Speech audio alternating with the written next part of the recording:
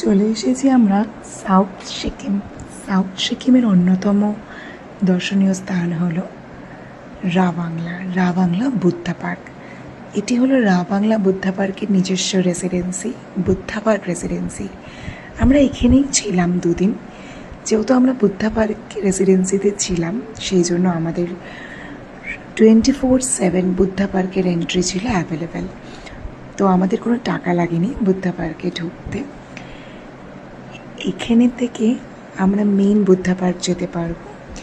এটি ছিল ভোর 5:30। আমার ভোর 5:30টায় উঠে ইচ্ছা করলো যে একটু বুদ্ধা পার্ক দেখতে যাব। অসাধারণ একটি পরিবেশ।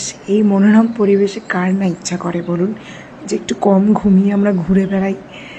তো পাখিদের ডাক, যেটা আমরা কলকাতায় কোনোদিনই পাই না।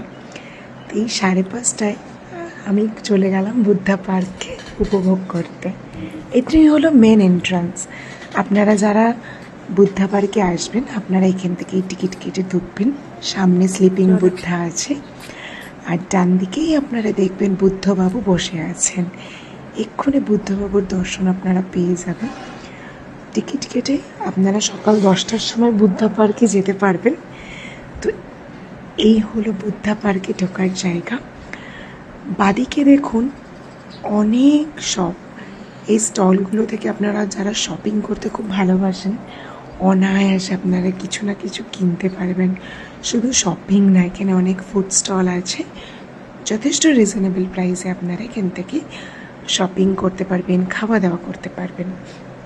আর এই বুদ্ধা পার্কটি রেসিডেন্সিতে আমরা ওয়েবসাইট থেকে বুক করেছিলাম।